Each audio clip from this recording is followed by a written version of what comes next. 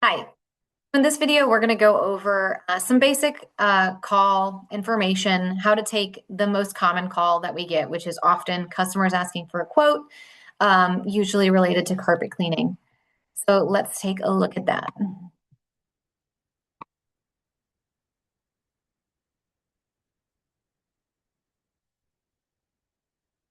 Sales interactions. Dispatch team members have the responsibility of providing the best possible first impression on the customer. It's essential that our customer's first impression of CPC is that we are friendly, informed on services offered, and competent enough for them to trust us with their home or business. We do commercial locations as well. When explaining options and potential outcomes, make sure to use the same phrasing that the technicians will use in the field so that they already have an idea of what to expect. This allows the technicians to have a firm base to build upon when they arrive for a service call. So us all using similar language can be really helpful in that customers are hearing something more than once. For instance, if they ask if we are going to vacuum, or if they have 3 pets, so we mention on the phones, we do ask that you pre-vacuum prior to service. That way, we can go ahead and get started and there isn't any kind of pre-vacuuming fee. And then we arrive on site and it's covered in hair and the technicians mention, they can with confidence say, they may have mentioned on the phone that we have a pre-vacuuming fee, if we need a vacuum at the time of service. Things like that can really help the technicians process smoothly. Carpet cleaning quote. This is the kind of information collection that we do on every call. So when I was first starting, and even now it can be useful to have a Post-it note or something like that with this sequence of questions on it. And that's not to say that this is the only sequence of questions that you can use or that it can't be done in different orders. It certainly can. This is something that I want anyone coming in to kind of perfect and then start to play with. So the sequence of questions you're going to ask on the phone is, what zip code are you in? Or you can ask their address. It can be really helpful to ask their address because then you can go ahead and kind of put in the address into Google, maybe pull up a Zillow listing and see the square footage, which can give you an idea of what kind of customer this might be, what kind of size the rooms might be, and other things that can help you in terms of the information. It can also help you identify if it's, in a zip code that is a city zip code, which you'll gain familiarity with the zip codes as you're doing this kind of thing. But they say they're in 27601. I know that's downtown Raleigh. So I might know to ask that customer, is this a single family home or is this an apartment? And kind of get into some of those conversations early on and not waste all of my time and then find out once I'm booking them that it's a 4th floor apartment and we can't service. Okay, so anyways, that was question 1. Question 2, are you moving in, moving out, or is this general maintenance? So this also helps you to categorize what kind of customer you're talking to. Somebody who's just moving in is going to have different logistics and priorities versus somebody who's moving out of an apartment or house.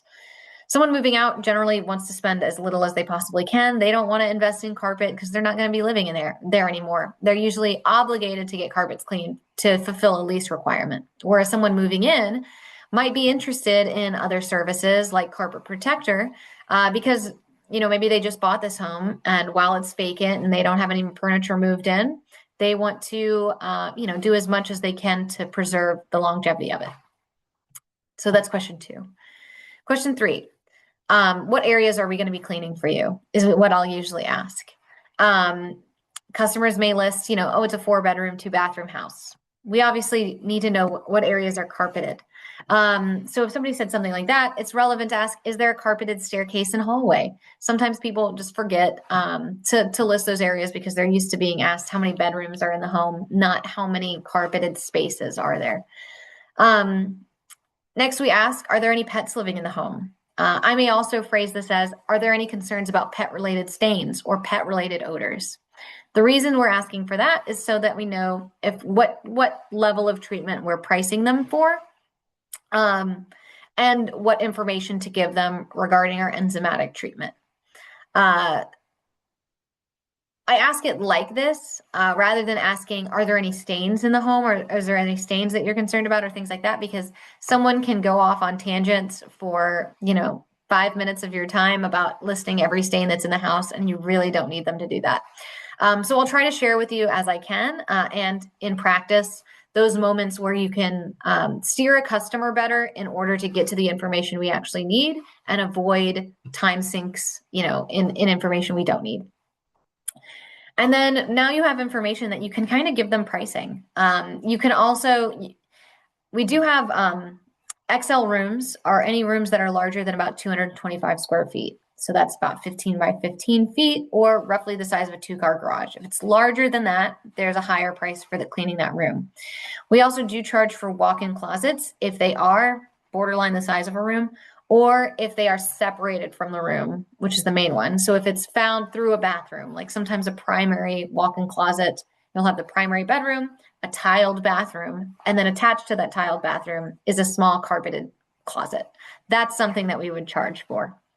So we can ask about that as we're collecting information, or we can get them a quote and let them know, walk-in closets that are separated from the room do have a price, or, you can let them know that, if any of the rooms are larger than 15 by 15, there's an additional fee. But I will usually try to collect that information before I give them pricing so I can give them the most accurate quote I possibly can. It's certainly relevant to gather information like, if it's an apartment, what floor are you on?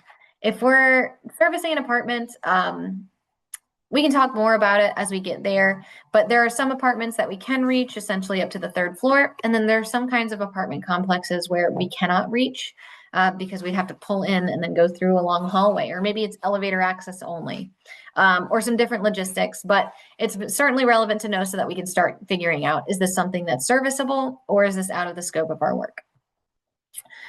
All right. And then next we can get into, well, what are our different packages that we do offer?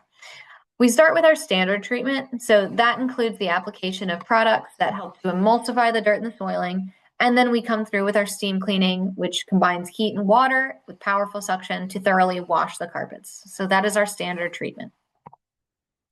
Our next treatment from there is called care. That includes the addition of an enzyme, which is effective against biological sources of stains and odors. It's our first level of pet treatment and always recommended anytime there are pets in the home. So if somebody says, yes, I do have a dog, then we're going to position them for care treatment. We can also give different levels or different packages to people. We can offer different packages and let them choose what makes sense for them. It just comes with different conversations. More information about the care treatment. When a customer states they have pet concerns, make sure you mention when providing the estimate that you're quoting them for the first level of pet treatment, which helps to treat biological matter such as fur, dander, allergens, urine, etc. This is generally enough information for the client, but sometimes they'll ask you to elaborate. If they are concerned with severe pet stains or cat urine, that's when we may position additional levels of treatment. So I might say we do have higher levels of treatment. The technicians can go over those with you on site if relevant, and then see what you would like to do. That lets them know there is additional levels. Something I also might say on the phone is there's obviously a spectrum of severity that we encounter in the field, which means there's a spectrum of services that we can approach it with. And the technicians are best suited to talk that over with customers on site.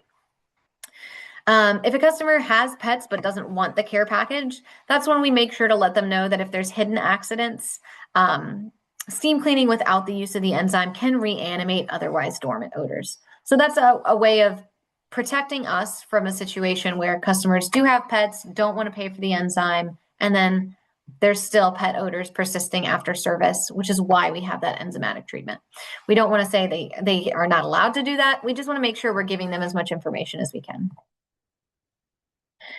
The protector, this is a package that we offer. So this includes our standard cleaning.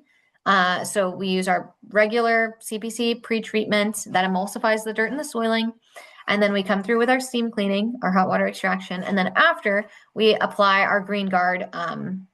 And the Green Guard forms a slightly hydrophobic barrier around the fibers of the carpet, making it more stain resistant and prolonging the life of the carpet and making a subsequent cleaning more effective. If you have more questions about the protector, just let me know. And then our last package is called the Works. So this is just those two things together. It's both the enzyme and the carpet protector. So it's a combination of our care treatment and our protector treatment. Now we can go take a look at the quote calculator. This is what you're going to use after you gather the information to the customer in order to get them a quick quote. So this is my quote calculator right here. It's broken up into sections. So here is area rugs, here is carpet cleaning, and then below is upholstery and some other services. So much of the time, you're going to be right here in carpet cleaning if that's what you're quoting for. Today, they said they have 4 rooms, a hallway, and a staircase. So 4 rooms and a hallway means we've got 5 carpeted areas that are standard size, and we've got a staircase. Now over here, it's going to give you the price. And you kind of always are going to be looking at this grand total is what you're sharing for standard, care, protector, or works. So if this was 4 rooms, a hallway, and a staircase, and they said, yes, I do have a dog, there's a couple of pet stains, things like that. I might say, okay, well, the price for our first level of enzymatic treatment, that's what helps against biological sources of stains and odors, that would be $400 tax included. So I might say $399.94. I might say $400, just round up, make it easy. But this is where you'd be looking for that. All right, let me head back over here.